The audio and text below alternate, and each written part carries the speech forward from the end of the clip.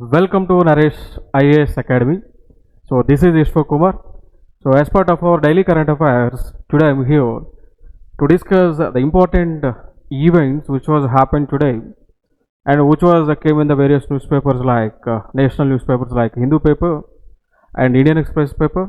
And coming to her Telugu regional papers, we are covering the papers like Eenadu, Sakshi, Jyoti and government websites of both Telangana and Andhra for regional news. Right, and also we are covering PIB for national and international issues. That's the thing. So ప్రతి ఒక్కరు కూడా main video వెళ్ళే ముందు మన YouTube ఛానల్ని వెంటనే subscribe చేయండి. So ఎవరైతే చేయనటువంటి వారు ఉన్నారో సో రెగ్యులర్గా మనం కరెంట్ అఫైర్స్ తీసుకోబోతున్నాం కాబట్టి సో కరెంట్ అఫైర్స్ అన్ని కూడా ప్రతి ఎగ్జామ్కి కూడా సో నేషనల్ కావచ్చు, సెంట్రల్ కావచ్చు, స్టేట్ లెవెల్ ఎగ్జామ్స్ కావచ్చు, హైకోర్టు, టీజీ హైకోర్టు కావచ్చు, ఏబీ హైకోర్టు కావచ్చు, whatever exam it maybe. So ఏ ఎగ్జామ్కైనా ఉపయోగపడేటువంటి కంటెంట్ని ప్రస్తుతం జరుగుతున్నటువంటి ఎగ్జామ్ ఓరియంటేషన్లో మీకు ముందుకు తీసుకురావడం జరిగింది. సో మనందరూ తెలుసు గత 2 years నుంచి కూడా పేపర్ క్వశ్చన్ అడిగేటువంటి విధానం మారడం జరిగింది. సో ఆ విధానాన్ని అనుసరించి మన క్లాసెస్ని క్వాలిటీ కంటెంట్తో సో కరెంట్ ఇష్యూస్తో కవర్ చేసుకోవడం జరుగుతూ ఉంది. సో కాబట్టి రెగ్యులర్గా ప్రతి ఒక్కరు కూడా ఫాలో అవ్వండి. That's the thing. So let us start. So ఇక్కడ ముందుగా చూసుకున్నట్లయితే మనకి ఈ రోజున న్యూస్లో ఉన్నటువంటి అంశం సో April 14th. సో ఈ రోజున వరల్డ్ నాలెడ్జ్ డేని మన ప్రపంచవ్యాప్తంగా కూడా జరుపుతూ ఉన్నాం. సో ఈ రోజునే మనం చూసుకుంటే వరల్డ్ నాలెడ్జ్ డే అనేటువంటి ఒక దినోత్సవాన్ని మనం ఈ రోజున జరుపుతూ ఉన్నామండి. సో ప్రపంచ జ్ఞాన దినోత్సవంగా జరుపుతూ ఉన్నాం. దీనిని ఇంకొక పేరుతో కూడా ఇంకొక డేని ఈ రోజున జరుపుతూ ఉన్నాం. So world equality day. So ప్రపంచవ్యాప్తంగా కూడా అందరూ సమానంగా ఉండాలి అనేటువంటి దినోత్సవాన్ని కూడా April 14th మనం జరుపుకోవడం జరుగుతూ ఉంది. దీనికి గల కారణం ఏంటి అంటే ఈ రోజున డాక్టర్ భీమ్రావ్ రామ్జీ అంబేద్కర్ గారి యొక్క జయంతి సందర్భంగా సో వీరు 14 April 1891లో జన్మించడం జరిగింది. సో జన్మించింది కూడా మోహ్ అనేటువంటి ఒక ప్రాంతం. సో ఇది మధ్యప్రదేశ్లో ఉన్నటువంటి ప్రాంతం. సో ఈ ప్రాంతంలో ఒక నిరుపేద కుటుంబంలో డాక్టర్ బిఆర్ అంబేద్కర్ గారు జన్మించడం జరిగింది. సో జన్మించిన తర్వాత ఆ టైంలో అన్టచబిలిటీస్ కానీ క్యాస్ట్కి సంబంధించినటువంటి ఆ యొక్క వ్యత్యాసాలు కానీ ఇండిఫరెన్సెస్ కానీ ఇవన్నీ కూడా ఉన్నటువంటి సమయంలో వారు నిలదొక్కుని ముందుకు రావడం జరిగింది. సో క్రమేపీ సొసైటీలో ఉన్నటువంటి ఈవిల్ ఎఫెక్ట్స్ ఏవైతే ఉన్నాయో వాటి మొత్తాన్ని కూడా ఎదిరించి ముందుకు వచ్చి ఈ రోజున ప్రపంచంలో అందరి చేత కూడా మన్నలను పొందుతూనే కాకుండా ప్రపంచానికి, దేశానికి ఒక దిక్సూచిగా ఉన్నటువంటి వ్యక్తి డాక్టర్ బిఆర్ అంబేద్కర్ గారు. ఓకే, సో వారు విద్యను అభ్యసించే సమయంలో కూడా ఈ అంటరానితనం, అన్టచబిలిటీ అనేటువంటి వలన క్లాస్ రూమ్లో కూర్చున్నప్పటికీ కూడా మిగిలినటువంటి విద్యార్థులు వారితో కలిసి కూర్చున్నటువంటి వారు కాదు. అట్లాంటి సిచ్యువేషన్ నుంచి ఆయన ఇప్పటికి 32 డిగ్రీలను కంప్లీట్ చేయడం జరిగింది. 32 డిగ్రీ పట్టాలను ఆయన పొందడం జరిగింది డాక్టరేట్తో పాటు కూడా. ఓకే, ఇక దాని తర్వాత వీరు భారతదేశానికి మొట్టమొదటి లా మినిస్టర్గా కూడా విధులను నిర్వహించడం జరిగింది. సో ఇండియాస్ ఫస్ట్ లా మినిస్టర్గా కూడా వీరు విధులను నిర్వహించడం జరిగింది. ఇక దాని తర్వాత భారతదేశంలో అన్టచబిలిటీని రూపుమాలపడానికి, అదేవిధంగా భారతదేశంలో మహిళలు ఎదుర్కొంటున్నటువంటి కష్టాలు కావచ్చు ఏవైతే ఉన్నాయో వాటి మొత్తాన్ని కూడా వారిని బయటికి తీసుకురావడానికి కూడా అనేక సంస్కరణలను, రిఫార్మ్స్లను భారత రాజ్యాంగం రూపంలో, హిందూ కోడ్ బిల్ రూపంలో డాక్టర్ బిఆర్ అంబేద్కర్ గారు మనం ముందుకు తీసుకురావడం జరిగింది. ఇప్పుడు ఫర్ ఎగ్జాంపుల్ మనం ఇండియన్ కాన్స్టిట్యూషన్ గురించి మనం మాట్లాడుకోవాల్సి వస్తే వారిని ఫాదర్ ఆఫ్ ది ఇండియన్ కాన్స్టిట్యూషన్గా మనం పిలుస్తూ ఉంటామండి. సో ఫాదర్ ఆఫ్ ఇండియన్ కాన్స్టిట్యూషన్గా డాక్టర్ బిఆర్ అంబేద్కర్ గారిని మనం కీర్తిస్తూ ఉంటాం. ఎందుకంటే ఈయన లైక్ ఇండియన్ కాన్స్టిట్యూషన్ ఏదైతే మనకి భారతదేశంలో అమల్లోకి వచ్చి ఉన్నదో సో లైక్ January 26, 1950 సో దాన్ని రూపొందించడానికి మొట్టమొదటి క్రియాశీలక వ్యక్తిగా ఉన్నటువంటి వ్యక్తి అనమాట. సో అందుకే ఫాదర్ ఆఫ్ ఇండియన్ కాన్స్టిట్యూషన్గా మనం వీరిని గుర్తుపెట్టుకొని ఉంటూ ఉన్నాం. ఓకే, సో దీనిలోనే కొన్ని ఇంపార్టెంట్ ఆర్టికల్స్ ఆయన పొందుపరచడం జరిగింది. లైక్ ఆర్టికల్ 19 అంటాం, 19వ అధికరణ. So right to freedom of speech and expression అని ఒక అధికరణ ఇండియన్ కాన్స్టిట్యూషన్లో ఫండమెంటల్ రైట్స్లో ప్రాథమిక విధులలో ఆయన చేర్చడం జరిగింది అండి. క్లియర్ కదా. సో దానివల్ల ఏం జరిగింది అంటే భారతదేశంలో ఉన్నటువంటి ప్రతి ఒక్కరు కూడా తమ యొక్క మనోభావాలను వ్యక్తపరచడానికి సులువుగా ఉండటం జరిగింది, అనువుగా ఉన్నటువంటి జరిగింది అన్నట్టు.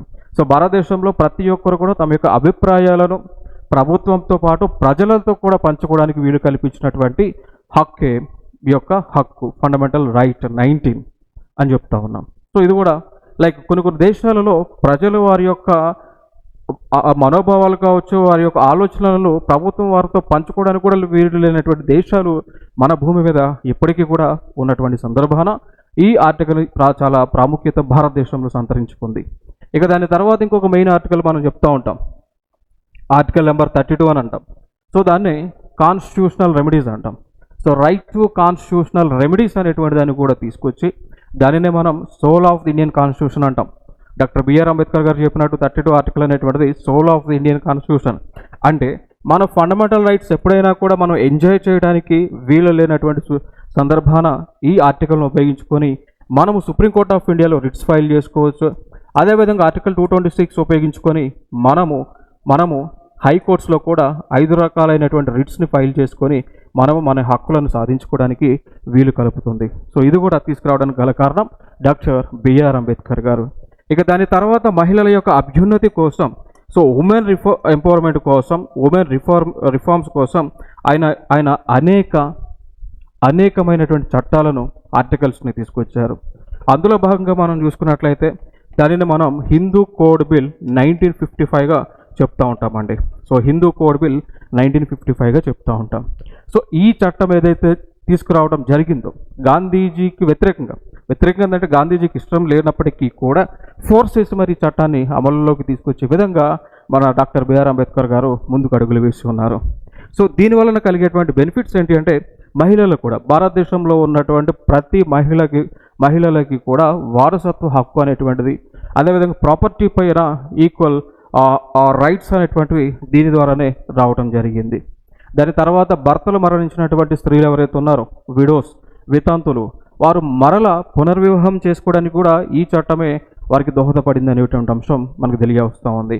దాని తర్వాత డైవర్స్ తీసుకునేటువంటి విషయంలో కానీ, రీమ్యారేజ్ చేసుకునేటువంటి విషయంలో కూడా వారికి స్వేచ్ఛను కల్పించినటువంటి చట్టమే ఈ యొక్క హిందూ కోడ్ బిల్ 1955గా మనం చెప్తూ ఉంటాం. ఇది ఒక ఇంపార్టెంట్ ఏరియా ఇక్కడ. ఇక దాని తర్వాత చూసుకోవాల్సి వస్తే వీరు అనేక కార్యక్రమాలు లైక్ పొలిటికల్ పార్టీస్ని ఎస్టాబ్లిష్ చేయడం, దళిత్స్ కోసం, వెనకబడినటువంటి తరగతులు, బ్యాక్వర్డ్ క్లాసెస్ కోసం, మహిళల అభ్యున్నతి కోసం కూడా పొలిటికల్ పార్టీస్ని వీరు ఎస్టాబ్లిష్ చేయడం జరిగింది. ఓకే, సో ఇవే కాకుండా వీరు ఎకనామిక్ పాయింట్ ఆఫ్ వ్యూలో ఇక్కడ రిజర్వ్ బ్యాంక్ ఆఫ్ అనేటువంటి వ్యవస్థ మనం ఏదైతే భారతదేశంలో ప్రస్తుతం ఉన్నదో, so reserve bank of India అనేటువంటి దాన్ని ఏర్పాటు చేయాలనేటువంటి ఒక ప్రతిపాదన తీసుకొచ్చింది కూడా వీరనేటువంటి అంశం మనకు కనిపిస్తూ ఉంది. రైట్, సో ఇవన్నీ కూడా related to doctor BR Ambedkar గారు. ఇంకా ఫర్దర్ చాలా ఉన్నాయి డిస్కస్ చేయాల్సి వస్తే, ఇట్ చాలా టైం తీసుకుంటుంది కాబట్టి, కరెంట్ అఫైర్స్ క్లాస్ కాబట్టి we're sticking to here. So some other వీడియోలో మనం we will discuss the reforms related to the various national leaders of India. Next అంశం, ఇంకొక అంశం చూద్దాం. లైక్ ఇప్పుడే మనకి జీవో ఇష్యూ చేశారు, తెలంగాణ ప్రభుత్వము ఒక జీవోని ఇష్యూ చేశారు. ఆ జీవో దేనికి సంబంధించిందంటే categorisation of the scheduled caste అండి. So categorisation of the scheduled caste సంబంధించి ఒక జీవోని మనకి తెలంగాణ రాష్ట్ర ప్రభుత్వం రిలీజ్ చేయగా ఆ జీవో యొక్క సారాంశం ఏంటి అంటే చూద్దాం ఒక్కసారి. మనకి ఒక ఇంపార్టెంట్ కేసు ఉంటుందండి, like Davinder Singh, important case, Davinder Singh versus state of Punjab 2024 case అనేటువంటిది ఉంటుంది. సో ఈ కేసులో సుప్రీంకోర్ట్ ఆఫ్ ఇండియా ఒక జడ్జిమెంట్ పాస్ చేసింది అండి. ఏ జడ్జిమెంట్ పాస్ చేసింది అంటే రాష్ట్ర ప్రభుత్వాలు, సో భారతదేశంలో ఉన్నటువంటి అన్ని రాష్ట్ర ప్రభుత్వాలు కూడా షెడ్యూల్ కాస్ట్ యొక్క వర్గీకరణ, సో కేటగరైజేషన్ అనేటువంటిది చేసుకోవచ్చు అనేటువంటి వెసులుబాటు కల్పించింది. ఆ కేటగరైజేషన్ చేసుకునేటువంటి వెసులుబాటు ఎవరికి ఇచ్చింది అంటే రాష్ట్ర ప్రభుత్వాలకి ఇచ్చింది కాబట్టి, సో అయితే ఇప్పుడు తెలంగాణ ప్రభుత్వము ఆ భారతదేశంలో అన్ని రాష్ట్రాల కంటే ముందుగానే ఈ యొక్క కేటగరైజేషన్ అనేటువంటిది చేస్తూ దానికి సంబంధించినటువంటి గెజెట్ నోటిఫికేషన్ని, గవర్నమెంట్ ఆర్డర్ని ఇష్యూ చేయడం జరిగింది. ఈ రోజున 14th April 2025 ఏర్పాటు చేశారు. క్లియర్. మరి యొక్క గెజెట్ నోటిఫికేషన్ యొక్క సారాంశం ఏంటి అంటే ఏదైతే షెడ్యూల్ కాస్ట్కి 15% రిజర్వేషన్స్ను ఇస్తూ ఉందో భారత రాజ్యాంగము, సో దానిని ఈ విధంగా వర్గీకరణ చేశారు. లైక్ షెడ్యూల్ కాస్ట్లో ఏ గ్రూప్ అని, బి గ్రూప్ అని, సి గ్రూప్ అని ఈ విధంగా తీసుకొచ్చి ఏ గ్రూప్ వాళ్ళకి 1% రిజర్వేషన్, బి వాళ్ళకు 9% రిజర్వేషన్ అండ్ సి వాళ్ళకు 5% రిజర్వేషన్స్ను ఇచ్చారు. టోటల్గా 15% రిజర్వేషన్ తీసుకురావడం జరిగింది. క్లియర్ కదా? సో ఈ విధంగా గ్రూప్స్ క్లాసిఫికేషన్ లైక్ దీన్ని గ్రూప్ 1, 2, 3 అని కూడా మనం చెప్పుకోవచ్చు అండి. ఇక దీని అయిన తర్వాత ఇప్పుడు మళ్ళీ ఇక్కడ బ్యాక్వర్డ్ క్లాసెస్కి సంబంధించి సో తెలంగాణలో ఉన్నటువంటి బ్యాక్వర్డ్ క్లాసెస్ ఎవరైతే ఉన్నారో వారి యొక్క పాపులేషన్ చూసుకుంటే 42% ఉండటం జరిగింది. అయితే ఈ 42% బేస్ చేసుకొని తెలంగాణ ప్రభుత్వం కూడా ఒక తీర్మానం చేసింది. బ్యాక్వర్డ్ క్లాసెస్కి తెలంగాణ రాష్ట్ర వ్యాప్తంగా కూడా 40% రిజర్వేషన్స్ని కేటాయించాలి అనేటువంటి ఒక తీర్మానాన్ని కూడా చేయడం జరిగింది తెలంగాణ ప్రభుత్వం. దానికి ఆమోదం తెలపడం జరిగింది. సో తెలిసిన తర్వాత ఆమోదం వచ్చిన తర్వాత ఆ యొక్క ఏదైతే పర్మిషన్ కోసం గవర్నమెంట్ ఆఫ్ ఇండియాకి పంపించడం జరిగింది. రైట్? ఇవన్నీ కూడా important information related to reservations అండి.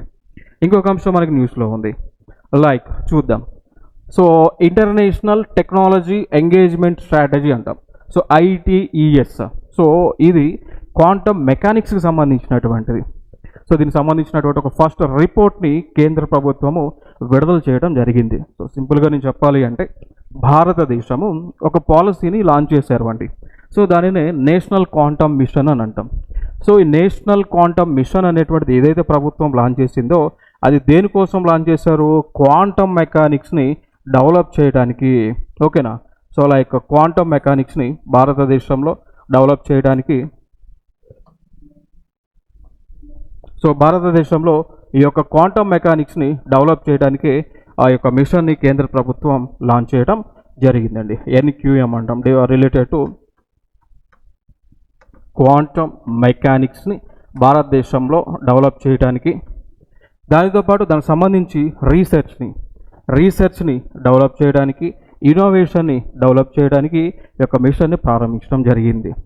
ఆ కోవలోనే దీనికి సంబంధించి ఒక మ్యాగజైన్ అనుకోవచ్చు లేదా ఒక రిపోర్ట్ అనుకోవచ్చు. ఆ రిపోర్టే international technology engagement strategy report అనమాట. సో దాంట్లో ఏముంటుందంటే భారతదేశంలో క్వాంటమ్ మెకానిక్స్ ఏ విధంగా డెవలప్ చేయడానికి ఆస్కారం ఏ విధంగా ఉంది అనేటువంటి అంశాలన్నీ కూడా ఇక్కడ ఈ రిపోర్ట్లోనే ఉండటం జరుగుతూ ఉంది. ఇక్కడ వరకు ఒక కాన్సెప్ట్, అసలు క్వాంటమ్ మెకానిక్స్ అంటే ఏంటి? నేను ఇప్పటి వరకు క్వాంటమ్ మెకానిక్స్ అంటా ఉన్నా, అసలు క్వాంటమ్ మెకానిక్స్ అంటే ఏంటి చూద్దాం ఒక్కసారి. సో క్వాంటమ్ అనేటువంటి దానికి మీనింగ్ ఏంటి అంటే వెరీ స్మాల్ అండి. సో క్వాంటమ్ అంటే వెరీ స్మాల్ ప్యాకెట్స్ అంటాం, లేదా వెరీ చిన్న సమూహాలుగా చెప్పుకుంటాం. ఓకే? సో చిన్నవి అనమాట. లైక్ దీంట్లో ఏం చేస్తారంటే క్వాంటమ్ మెకానిక్స్లో ఏం చేస్తారంటే ఇప్పుడు మనకి విశ్వంలో ఉన్నటువంటి ఆటమ్స్ ఏవైతే ఉన్నాయో ఈ ఆటమ్స్లో న్యూట్రాన్ కానీ, ప్రోటాన్ కానీ, ఎలక్ట్రాన్ కానీ వాటి యొక్క కదలికలు ఏ విధంగా ఉంది అనేటువంటిది స్టడీ చేసేదే క్వాంటమ్ మెకానిక్స్ అండి. ఒక ఆటం నుంచి ఇంకొక ఆటంలో ఉన్నటువంటి ఒక న్యూక్లియస్ ఇంకొక న్యూక్లియస్ ఏ విధంగా వాటి యొక్క రియాక్షన్ జరుగుతూ ఉన్నాయి, ఎలక్ట్రాన్ ఎగ్జైటెడ్ స్టేట్స్ ఏ విధంగా జరుగుతూ ఉన్నాయి అనేటువంటి స్టడీ చేసేదే క్వాంటమ్ మెకానిక్స్. ఇది కనుక భారతదేశంలో కనుక డెవలప్ అయితే దీని ద్వారా మనం నానో టెక్నాలజీని ఇంకా విస్తృతంగా డెవలప్ చేసుకోగలుగుతామండి. సో నానో టెక్నాలజీ అంటే జనరల్గా ఏం చెప్తూ ఉంటాం, సో ఏదైనా దాని యొక్క సైజ్ 10⁻⁹ మీటర్స్ ఉంటే దాన్ని ఏమంటాం? నానోమీటర్స్ అని అంటామండి. 10⁻⁹ దాని యొక్క సైజు ఉంటే కనుక దాన్ని నానోమీటర్స్ అంటాం. సో ఆ నానోమీటర్స్ సైజ్తో డెవలప్ చేసే టెక్నాలజీని నానో టెక్నాలజీ అంటాం. అంటే లైక్ ఇప్పుడు ఫర్ ఎగ్జాంపుల్ మనం చూసుకుందామండి, గతంలో మొబైల్ ఫోన్స్ అనేటువంటి ఇంత పెద్దగా ఉండి ఇప్పుడు చూస్తే మొబైల్ ఫోన్స్ చిన్నగానే కనిపిస్తూ ఉన్నాయి. లేదా గతంలో మనకి ఒక పోర్టబుల్ టీవీ లేదంటే ఒక ఫ్లాపీ డిస్క్ తీసుకోవాలనుకోండి డేటా స్టోరేజ్ చేసేది గతంలో చాలా పెద్ద సైజులు ఉంటాయి. కానీ ఇప్పుడు చూస్తే మనము ఇంత చిన్న చిప్లోనే దాదాపు 1 TB డేటాని మనం స్టోర్ చేయగలుగుతూ ఉన్నాం. కొన్ని సందర్భాల్లో 5 TB డేటాని కూడా స్టోర్ చేయగలుగుతూ ఉన్నాం. అది ఎట్లా పాసిబిలిటీ అయ్యింది అంటే ఈ క్వాంటమ్ మెకానిక్స్ దాని ద్వారా డెవలప్ అయినటువంటి నానో టెక్నాలజీ వల్ల డెవలప్ అయిందండి. అంటే అతి సూక్ష్మం సైజులో ఉన్నటువంటి వస్తువులను డెవలప్ చేసేదే quantum mechanics, quantum technology, nano technology అనమాట. సో దీన్ని భారతదేశంలో డెవలప్ చేయడానికి ప్రభుత్వం ఈ మిషన్స్ని ప్రారంభించుకోవడం జరిగింది. ఇంకొక విశిష్టత ఏంటి అంటే ఈ సంవత్సరము 2025 అనేటువంటి ఒక ఇయర్ ఏదైతే ఉందో సో దాన్ని ఇంటర్నేషనల్ ఆర్గనైజేషన్ అయినటువంటి ఒక UNO ఒక విధంగా డిక్లేర్ చేశారు. ఒక ఇయర్ అంటే like international year of quantum మెకానిక్స్గా, international year of quantum mechanics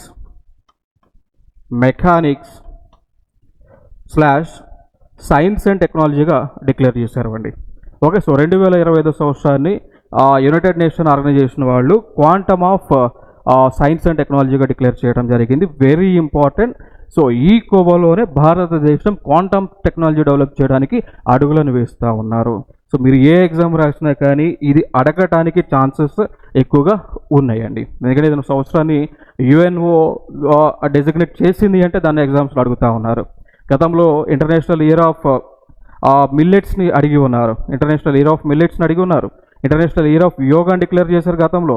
so అవన్నీ కూడా కాంపిటేటివ్ ఎగ్జామ్స్లో అడిగి ఉన్నారు కాబట్టి ఇప్పుడు కూడా అడగడానికి ఛాన్సెస్ అనేటువంటివి ఉన్నటువంటి ఏరియాస్ అండి. నెక్స్ట్ ఫర్దర్గా చూద్దాం. ఇంకా Indian EVMs not connected to internet or wifi.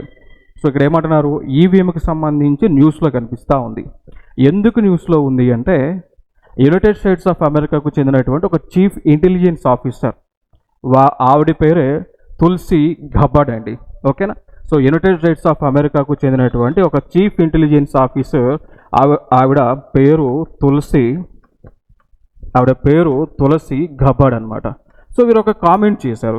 A comment చేశారు అంటే ఈవీఎంస్ అనేటువంటివి ఎలక్ట్రానిక్ ఓటింగ్ మిషన్స్ అనేటువంటి వాటిని హ్యాక్ చేయడానికి పాసిబిలిటీ ఉంటుందని చెప్పేసి ఇంటెలిజెన్స్ ఆఫీసర్ కామెంట్ చేయగా అది ప్రపంచవ్యాప్తంగా కూడా ఒక అలజడిని సృష్టించడం జరిగింది. ఆ కోవలోనే ఇండియాకి చెందినటువంటి వారు ఏమంటున్నారు అంటే భారతదేశంలో ఉన్నటువంటి ఈవీఎంస్ అనేటువంటివి హ్యాక్ చేయడానికి వెసులుబాటు లేదు అనేటువంటి అంశాన్ని వీరు స్పష్టం చేస్తూ ఉన్నారు. క్లియర్ కదా, ఇది ఒక అంశం అనమాట. నెక్స్ట్ ఫర్దర్గా పీవైక్యూస్ బేస్ చేసుకొని కొన్ని కాన్సెప్ట్స్ గతంలో ఏమడిగారో అవి ఒకసారి మనం ఇక్కడ రివ్యూ చేద్దాము అండి. ఓకే, సో గతంలో అడిగినటువంటివి what is the full form of EVM? EVM యొక్క full form electronic voting machine అంటాం. ఓకే, సో ఈవీఎం అంటే ఎలక్ట్రానిక్ ఓటింగ్ మిషన్. దాని తర్వాత ఇంకొక దాని యొక్క ఫుల్ ఫామ్ మనం చూసుకుంటే voter verifiable paper audit trial అని అంటామండి. Okay, so voter verifiable paper audit trial అని అంటాం. ఇది దీని యొక్క ఫుల్ ఫామ్.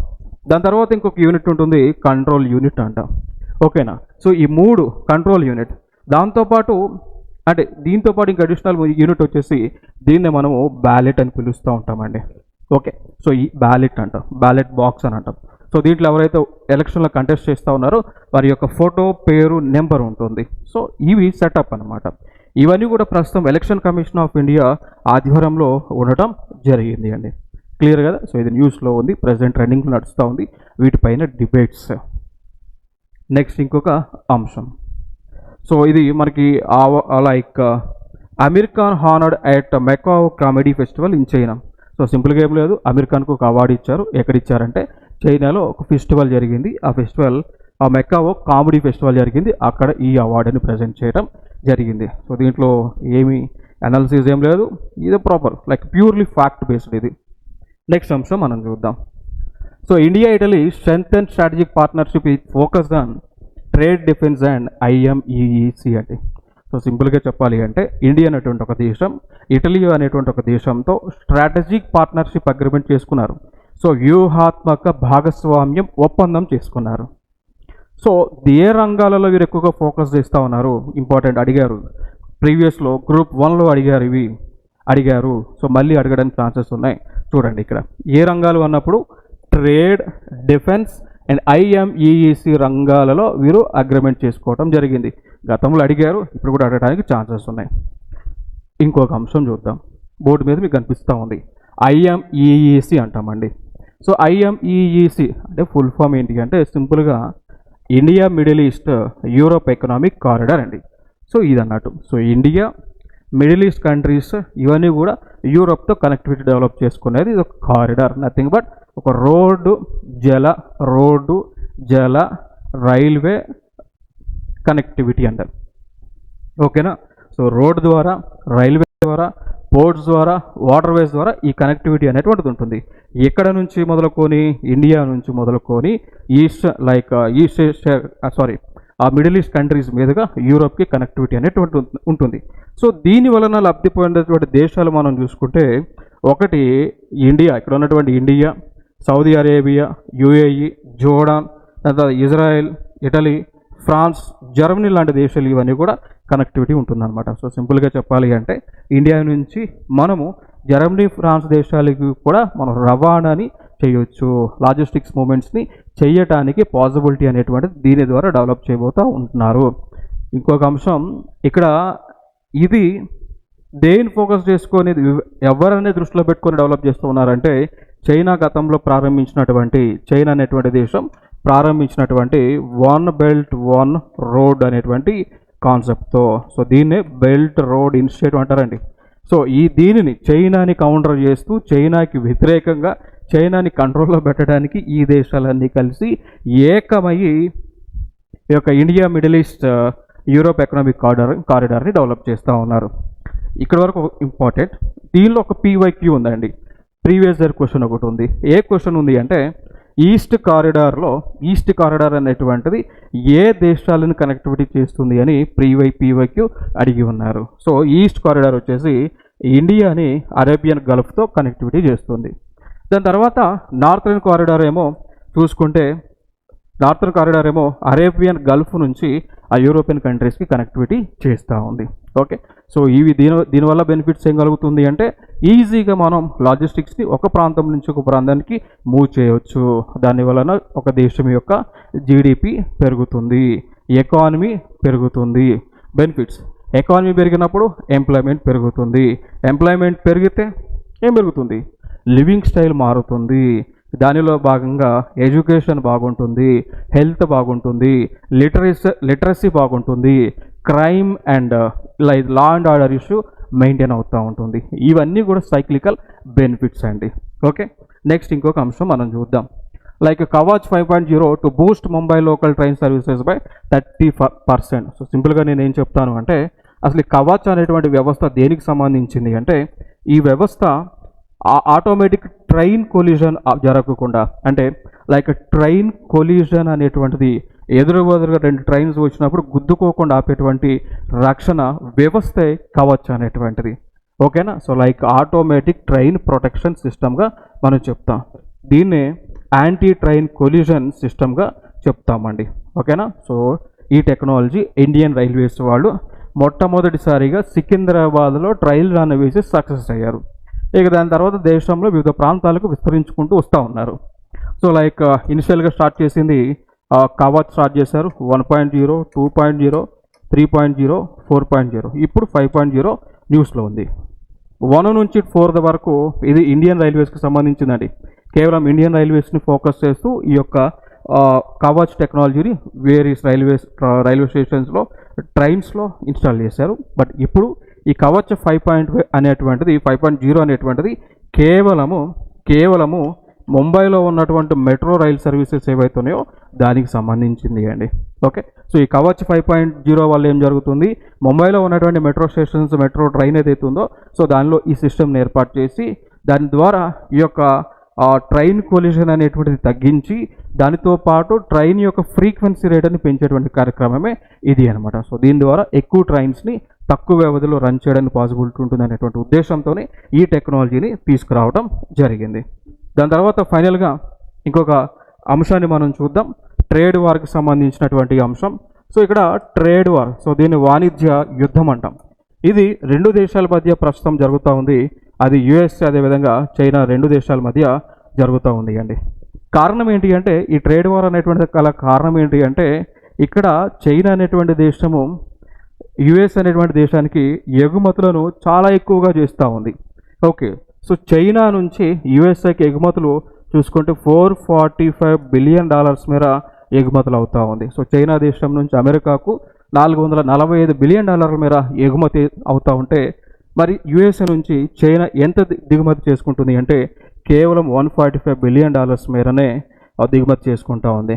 దీన్ని బట్టి యుఎస్ఏకి చైనాకి మధ్య ట్రేడ్ డెఫిసిట్ అనేటువంటిది ఎంత ఉంది అంటే $300 బిలియన్ మేర ఉన్నటువంటి సందర్భాన ఇప్పుడు యుఎస్ఏకి ప్రెసిడెంట్గా ట్రంప్ వచ్చినటువంటి సందర్భాన ఆయన ఆ దేశాన్ని ప్రొటెక్ట్ చేసేటువంటి కార్యక్రమంలో, ఆ దేశంలో ఉన్నటువంటి ట్రేడ్ని ప్రొటెక్ట్ చేసేటువంటి ఉద్దేశంతో ఆయన ఏం చేస్తూ ఉన్నారంటే చైనా నుంచి ఆ దేశానికి వచ్చేటువంటి దిగుమతులు ఏవైతే ఉన్నాయో సో చైనా నుంచి అమెరికాకు వచ్చేటువంటి దిగుమతుల పైన దాదాపు 104% ట్యాక్సెస్ను, ఓకేనా, లైక్ నథింగ్ బట్ టారిఫ్లను ఆయన విధించగా దాని రిటలేషన్లో భాగంగా అమెరికా నుంచి చైనాకి వచ్చేటువంటి వస్తువుల పైన చైనా దేశము 84% ట్యాక్స్ రేట్ని, 84% టారిఫ్ని విధించడం జరిగింది. సో అట్లా ఈ రెండు దేశాల మధ్య ట్రేడ్ వార్ అనేటువంటిది జరుగుతుంది. మరి ఈ కోవలో దీని వలన కాన్సిక్వెన్సెస్ ఏంటి? ఎవరైనా యూపీఎస్సీ మెయిన్స్ రాసినా లేదా గ్రూప్ 1 మెయిన్స్ ఎగ్జామ్స్ రాసినా ఈ పాయింట్స్ నేర్చుకోవాల్సినటువంటి నీడ్ ఉంటుంది. ఇప్పుడు ఇష్యూ జరుగుతూ ఉంది, what are the consequences of trade war అనొచ్చు. కాన్సిక్వెన్సెస్ అని కూడా మనం రాయాల్సి ఉంటుంది. లైక్ కొన్ని కాన్సిక్వెన్సెస్ మనం చూసుకుంటే ఈ ట్రేడ్ వార్ వలన కొన్ని డెవలపింగ్ కంట్రీస్ నష్టపోవడం జరుగుతూ ఉంటుంది. ఓకే, సో ట్రేడ్ వార్ వలన డెవలపింగ్ కంట్రీస్ నష్టపోతూ ఉంటాయి. ఎందుకు డెవలపింగ్ కంట్రీస్ నష్టపోతాయంటే దీని వలన డెవలపింగ్ కంట్రీస్కి రావాల్సినటువంటి రా మెటీరియల్స్ కానీ, సో సెమీ ఫినిష్డ్ గూడ్స్ కానీ రావడానికి డిలే అవుతుంది. కాబట్టి అట్లా డెవలపింగ్ కంట్రీస్ నష్టపోతూ ఉంటాయి. దానితో పాటు ఈ ట్రేడ్ హాల్ట్ అవ్వటం వలన ఎంప్లాయ్మెంట్ అనేటువంటిది లాస్ అవుతూ ఉంటుంది. ఎంప్లాయ్మెంట్ పోతుంది కాబట్టి అన్ఎంప్లాయ్మెంట్ రేట్ అనేటువంటిది పెరుగుతూ ఉంటుంది అండి. ఓకే, దాంతోపాటు ఈ దేశాలలో ఇన్ఫ్లేషన్ అనేటువంటిది పెరగడానికి ఛాన్స్ ఉంది.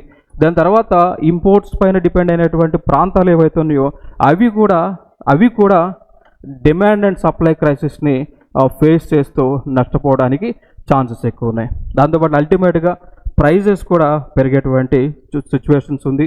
ఇండస్ట్రీస్లో స్కార్సిటీ అనేటువంటిది రావడానికి కూడా ఛాన్సెస్ అనేటువంటివి ఉన్నాయండి. సో ఇవన్నీ కూడా some consequences of trade war.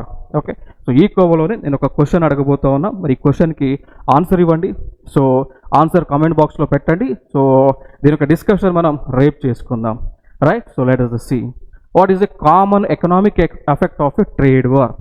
So వాణిజ్య యుద్ధం యొక్క సాధారణ ఆర్థిక ప్రభావం ఏమిటి అనేటువంటిది క్వశ్చన్ అడగగా దీంట్లో increase in international cooperation, decrease in consumer prices, higher production efficiency, increase in consumer prices అండి. సో చూడండి ఒకసారి, అంతర్జాతీయ సహకారంలో వృద్ధి, వినియోగదారుల ధరలలో తగ్గింపు, అధిక ఉత్పత్తి సామర్థ్యం, వినియోగదారుల ధరలలో పెరుగుదల అనేటువంటి అంశం ఇచ్చాం. సో దీనికి మరి సరైన ఆన్సర్ ఏంటో మీరు కామెంట్ బాక్స్లో ఇవ్వండి.